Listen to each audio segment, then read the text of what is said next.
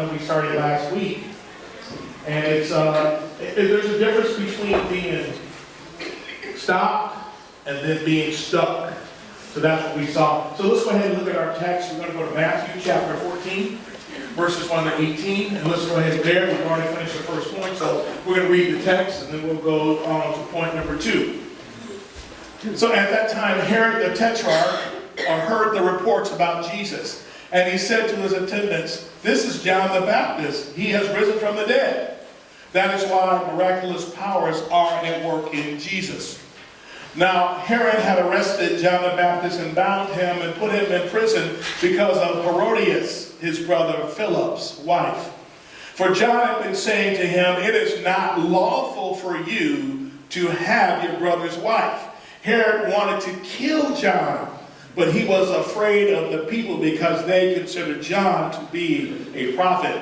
On Herod's birthday, the daughter of Herodias danced for the guests and pleased Herod so much that he promised with an oath to give her whatever she asked. Prompted by her mother Herodias, she said, "Give me here on a platter the head of John the Baptist." The king was distressed, but because of his oaths and his dinner guests, he ordered that her request be granted and had John beheaded in the prison. His head was brought on a platter and given to the girl, who carried it to her mother. John's disciples came and took his body and buried it. Then they went and told Jesus. And here it is, we'll start our focus of where we're going to finish up today. When Jesus heard about what had happened about John's beheading, he withdrew by boat privately to a solitary place. Hearing of this, the crowds followed him on foot from the towns. When Jesus landed and saw a large crowd, he had compassion on them and healed their sick. As evening approached, the disciples came to him and said, You know, Jesus, this is really a remote place and it's already getting late. So here's our idea. Send the crowds away so that they can go to the villages and buy themselves some food and lodging or whatever else they need. Jesus replied, "They do not need to go away. You give them something to eat." The disciples said, "We have here only 5 loaves of bread and 2 fish. Jesus said, "Bring them here to me." In your life, you gotta get to the point where you are stopped or sometimes stuck. And you have to make the concerted decision to go from being stuck to moving on with life. And as we talked about this last week, this is a text, it's a beautiful text. It's perhaps one of the most, except for probably in Luke 22 when Jesus is in the Garden of Gethsemane, this is easily one of the most beautiful texts that show truly the humanity of Jesus. Yes. It's just absolutely wonderful because all of us, I'm pretty sure all of us know what it is to lose someone close to you. And so here, it's amazing because we know that Jesus is God in the flesh. He's the face of God on earth. And so here, Jesus, for some reason, in his humanity, and he did this, he took on the form of humanity. Philippians tells us that. But here, for some reason, Jesus, he limits his knowledge of John's death. And Jesus takes it on full bore. He actually feels the emotion, the loss, the tragedy of John the Baptist being beheaded. A man who did not deserve to die, but a man who died. And Jesus felt that impact fully as a human being would. And because of the tragedy of the situation, we see that Jesus, feeling like we have, many of us, you've been there. You've been there where you get this news and you're stopped. It just surprises you. And you don't know what to do next. You don't know what to feel. Sometimes we're just numb. And so what does Jesus do in his humanity? Jesus, our Lord, gets into a boat by himself and goes and has a moment. I think that is so beautiful and so positive and so wonderful for us. But what Jesus shows us, he shows us how to have a bad experience, how to go through a bad experience, how to get unfavorable news, how to have a family member pass, how to get bad news about a job, how to get news about our health, and then to deal with it and then move on. Jesus could have easily been standing there in the midst of all of that and said, you know what happened here? You know, and that's what we do. You've ever been in a car accident? Sometimes you sit there, instead of getting out and getting information, you go, you look at both cars and you go, what has happened? Well, it's obvious what has happened. And then how did you do that? It doesn't matter. See, eventually in your life, as we experience things, as people experience the death of children, as people experience abuse, as people experience a divorce, as people just go through all of these life situations, eventually you got to move from what has happened to what's next. Now, I know I by the mere fact that I'm preaching this, I know possibly there are a few of you that are stuck. And there'll be people watching on YouTube. There may be people there who are stuck. You're stuck. Your life, you're stuck. You've been there. Jesus took the boat and he went away. You know, some of us have gotten into the boat and we've been away on the boat for a long time. It's time to get out of the boat and get back on shore. So we said, well, how does one then move from what has happened to what's next? Well, the first point we looked at is that anybody doing this, and it's already on your notes, you have to acknowledge what has happened. But you can't get stuck. Acknowledge what has happened. Again, a car accident. You see what has happened. For some reason, I had a 1995 Ford Taurus. It was maroon, and actually it was red. I'm trying to say it was maroon. No, it was red, okay? I didn't want a red Taurus, but when I went on the lot and I saw it and I made the deal of the century, I just threw out a stupid number and the guy took it. So I said, oh, well, I guess I bought it. So we bought it. And the car served us faithfully, you know, for a number of years. The only challenge is that for some reason people like to hit that car. I mean, we would be at a stop sign. Bam, somebody would hit it. We would turn a corner, waiting at a stop sign. Somebody would, bam, hit it on the side. It was just pitiful. Somebody, no matter if I drove it, somebody would hit me. Evelyn would drive it, somebody would hit her. It got so bad that twice we had bicyclists run into the car. Now that's pretty bad. And at one time I was on the bicyclist ran in the car. I go like, man, didn't you see the car? And see, I spent 15 minutes doing that, but then actually that was a waste of time because eventually I had to move from what happened to what was next. And then I ended, last week I ended about a story, a personal story, a very personal story about the death of an infant, that's something that I didn't deal with because like Jesus, he went away. Jesus went away to deal with it. And many times what happened is because our life, sometimes because other people expect us to just get over things, get over news. What's wrong with you? Yeah, you're going to move on, but you have to deal with it. And I talked about a child infant death that I just didn't deal with until 7 years later when I had a meltdown emotionally. You know, you got to deal with them. Or at the most inopportune time, you will experience a meltdown and you will see that during that time in between that incident and where you are now, you have been stuck. Some of you are stuck emotionally. Some of you are stuck in the way that you think about things. Some of you have been stuck and now you're into a depression. You've been deeply discouraged. You've been so disappointed. And you're stuck.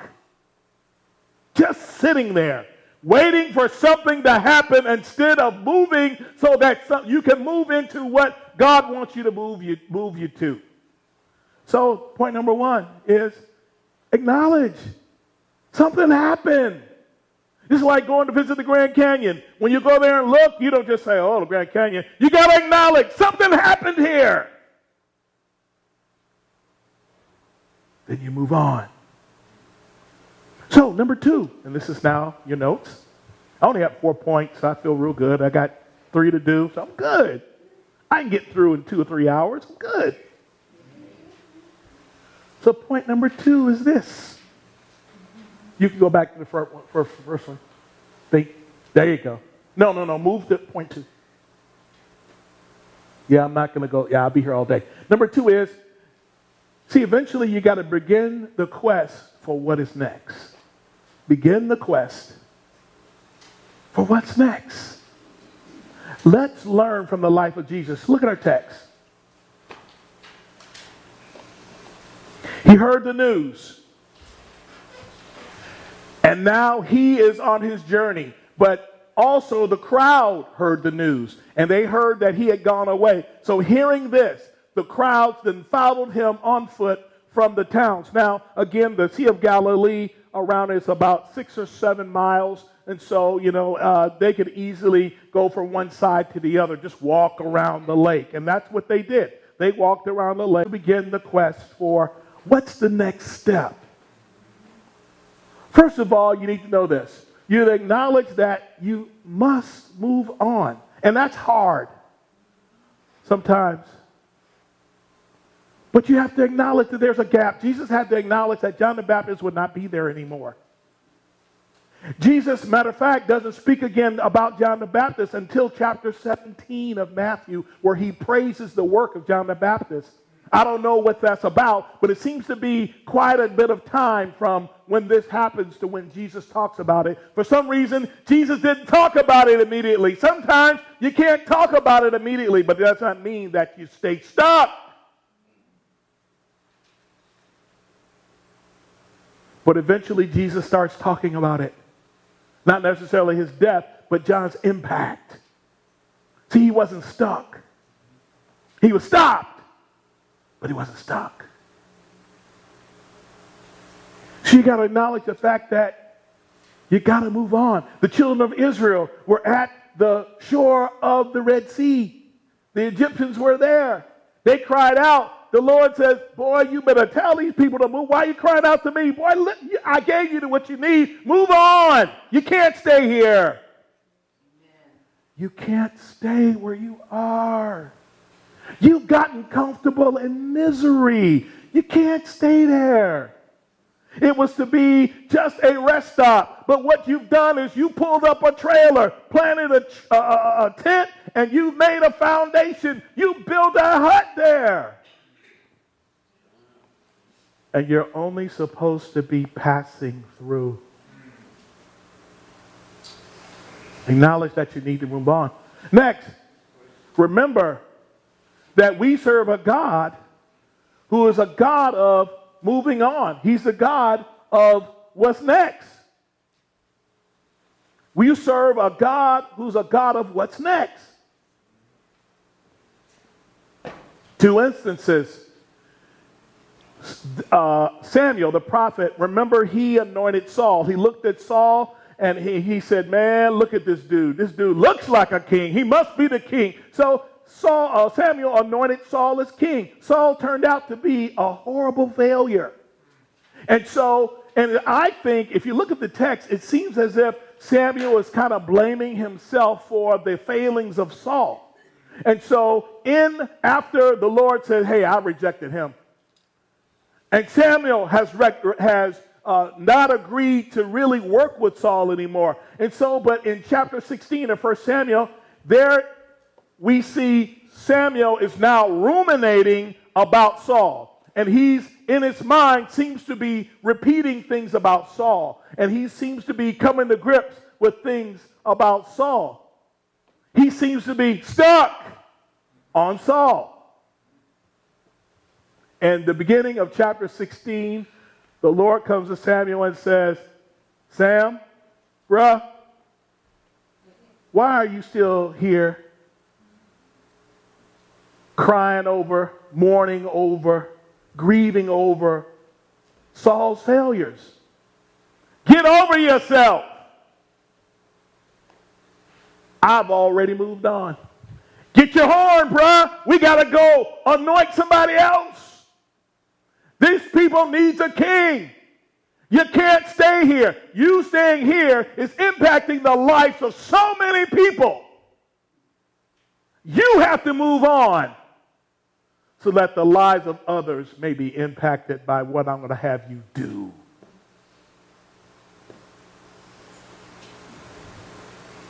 Remember when Moses died?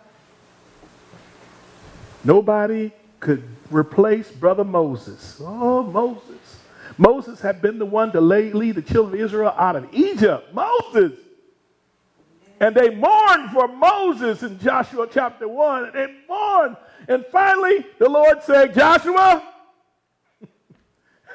get up, boy, and lead these people over to receive the promise that I've given them. You can't stay here. We serve a God who is a God of what's next. God is not moving in your past. God is moving in your future. What's next? What's next? Notice in both of those instances, God was ready to move on. It's human beings who aren't ready to move. God is wanting to move you. We are wanting to sit there and have a pity party. God says, I'm not into pity parties. I'm into moving. So when you're ready to move, I'm ready to move. But another thing from this text you need to see, that as Jesus is moving and he is not stuck, he stopped. And so as he's moving and he's healing and he's dealing with it, I want you to know that his assignment was still there waiting for him, because there were people who were out there who needed his ministry. And as he was going through his process and working through his process, the people were working and moving into position so then that when Jesus was done, they were there for Jesus to work on. Which then brings us to point number 3. Point number 3 is simply this. Choose, when you need to move from what's happened to what's next, choose to open your heart instead of packaging it away. Choose to open your heart. See, what happens is we go through experiences and so on, immediately we want to close down. We want to close down the shop.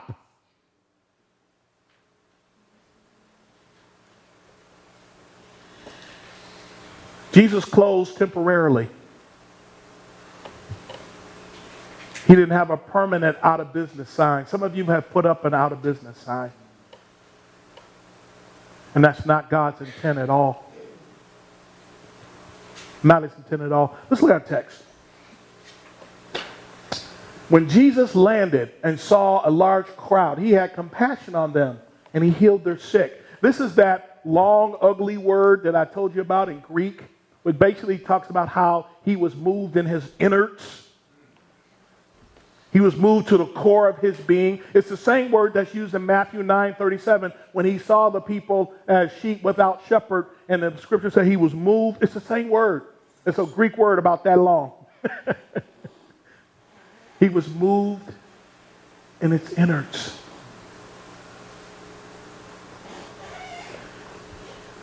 So when you open your heart, Jesus saw the people And it was the need of the people that drew him out. It was the need of the people that made him choose not to close his heart, but to open his heart. Do you think that Jesus was just over it like that? I don't think so. Again, it took him a while to talk about John. You would think that he would talk about John immediately. No, he didn't. It was down the road sometime. He talked about John, at least recorded in the scripture for us.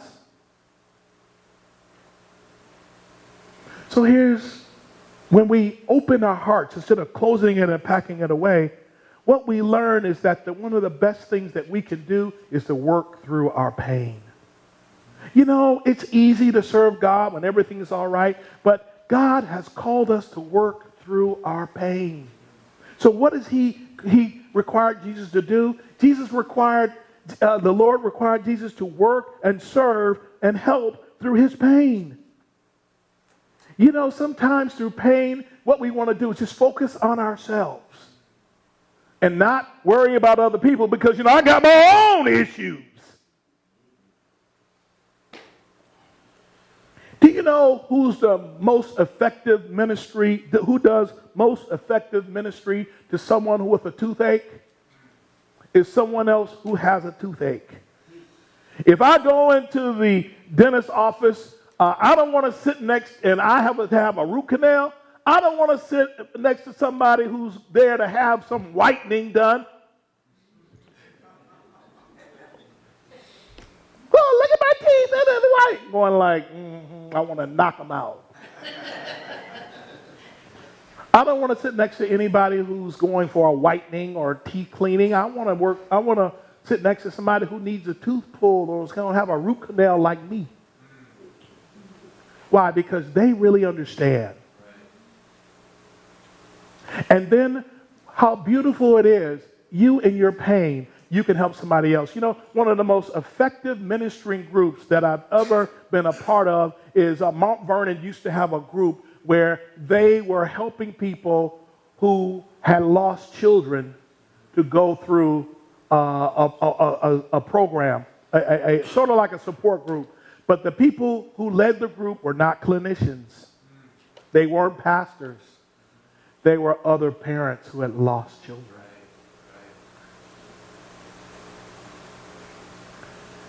You work through your pain. Turn your heart outward instead of inward. Jesus could have easily said you know what? If I wanted to, I could wave my hand and I could heal all y'all. Y'all wait till I'm done. I'm dealing with my stuff over here. How do you expect me to deal with y'all when No. In the midst of hurt, in the midst of pain, in the midst of sorrow, in the midst of grief, in the midst of bad news, in the midst of all these things, what did Jesus do? He turned his heart outward, instead of turning his heart inward. It is your right to turn your heart inward. However, you will miss the blessing that God really wants for you. If you turn your heart inward. The problem with many churches is that because of what's going on in the church, they turn their hearts inside instead of turning their hearts on the outside. Here's a beautiful thing here. Heal others, and then you will experience healing yourself. That's your third line there. Heal others, and you will experience healing yourself. It's something about being someone, many times and sometimes just dealing with things in churches, and I am most effective in situations that I've been through, because then I can share from my heart. And it's things that have happened in ministry that I can share with other pastors, and they can share with me, and as I am helping them to heal, it's healing for me to even talk about it and to see them encouraged. There's somebody who is walking now sort of similar to where you have walked or you are currently walking. You may be in a later stage. They are in need of you. Your event, your situation, God has allowed your situation. God's in control of that. And do you know what you can do? You can help somebody who's going through that, who doesn't know if they're going to live, if they're going to make it, who is discouraged by it, who can't see anything but negativity in it. Your presence. Jesus, out of the midst of what he was feeling, what he was experiencing, he went to work. I'll tell you something else about it in a minute. There's a quote I have for you here. There is a destiny that makes us brothers. No one or none goes his way alone. All that we send into the lives of others comes back into our own. Pretty great statement. Number 4. So how do we then make the move from what has happened to what's next? Well, you have to reestablish yourself in your life and do your greatest work. Reestablish yourself in your life and do your greatest work. Reestablish yourself in life and do your greatest work. Look at our text. Matthew 14, 16, 18 says, Jesus replied to his disciples, they do not need to go away. You give them something to eat. We have here, the disciples said, we have here only 5 loaves of bread and 2 fish. They answered. Jesus said, bring them here to me. Okay, hold on to your seats.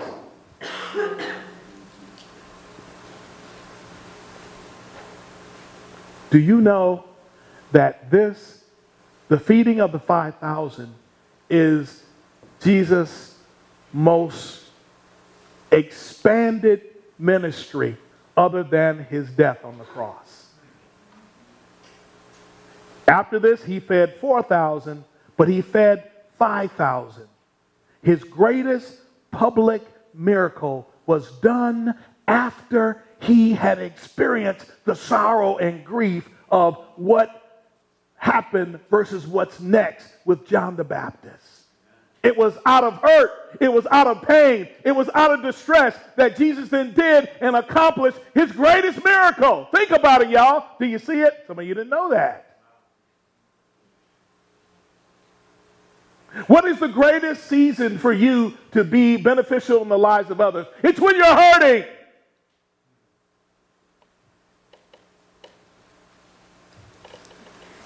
It's when you're going through pain, when you have been frustrated and you're trusting God.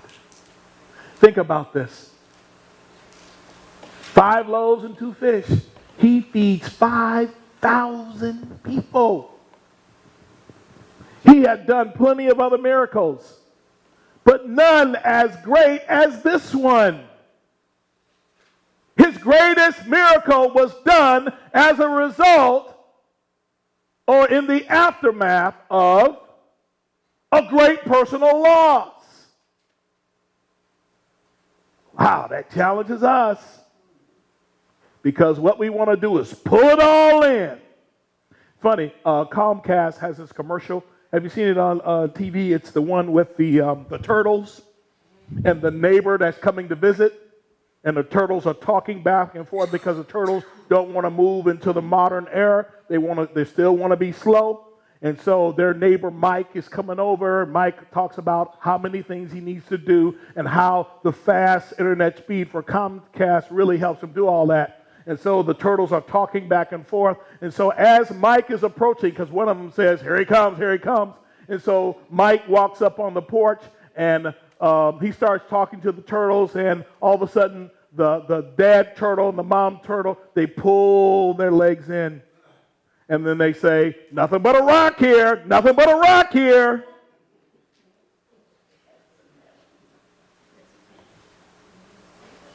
Yeah, that's some of us. Nothing but a rock here. What I have to offer, I'm not going to give you. I am not going to let you benefit from my pain. Pain is the perfect opportunity to minister, because as you minister, your pain is released.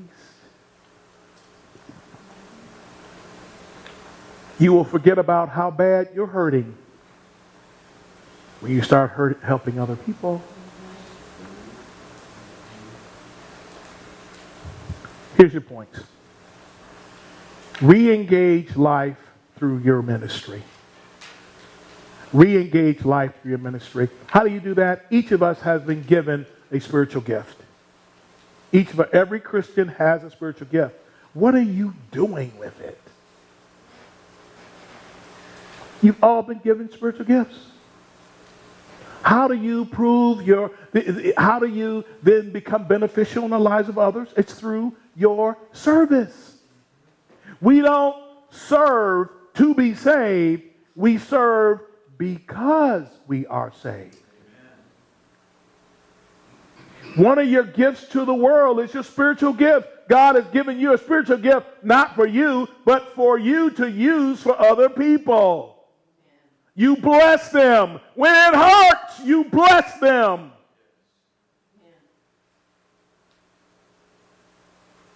You work through pain. Jesus shows us this model. So re-engage through your spiritual gifts. Next, challenge as you are re-engaging. Notice what Jesus does. He challenges others to move and invest. Remember now, what we have left off here and left out of the story is that John the Baptist, some of his disciples were Jesus' disciples, and so they know John. They're also hurting. So what does Jesus do? He challenges them to move to what's next. And then he says, invest. And so how does he tell them to invest? Remember, he says, you feed them. He already knows what he's going to do. But he challenges his disciples to be a part of the greater thing that he wants to get done. Why? Through working through their pain and moving and investing. Jesus multiplied the fish and the loaves, but it was the disciples that handed it out.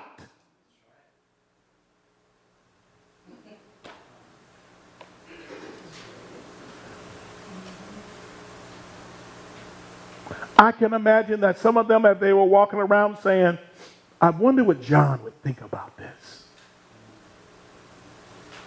Do you think that's too far-fetched?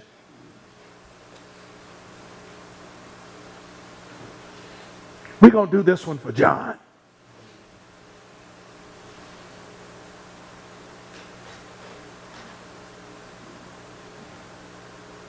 But lastly, help others to find hope and then to establish a renewed sense of possibility. Jesus ministering to people encouraged the disciples, and do you know what Jesus did for them? If you look at the end of the text, and I didn't give you all of it, at the end of this miracle, there were 12 baskets that were collected. Now, the baskets here aren't baskets like, it's not the same word basket that's used in Acts where the Apostle Paul was let down outside of the wall. It's not that. It's a traveling pouch. They had 12. Wonder who that was for. One for each one of them. Moving from what's happened to what's next. Are you stuck or are you just stopped? Let me end with this illustration. Some of you know the story about a man called Steve Jobs. He and another guy actually started Apple. Apple computer is one of the greatest invention of our age. Honestly, one of the most reliable. Steve Jobs was a man with a vision. Steve was hard to work with. Steve was just hard to get along with. Steve Jobs, one of the founders and one of the most innovative minds that you ever would have known, was actually fired from his own company. He was fired. I mean, imagine that. A company that you grew, your idea, your concept, your creativity, you invested in this. You started in a garage. And you built this company. And then years later, they said, you're gone. You're out of here. How devastating is that? You built it and they fired you. The nerve. They fired him.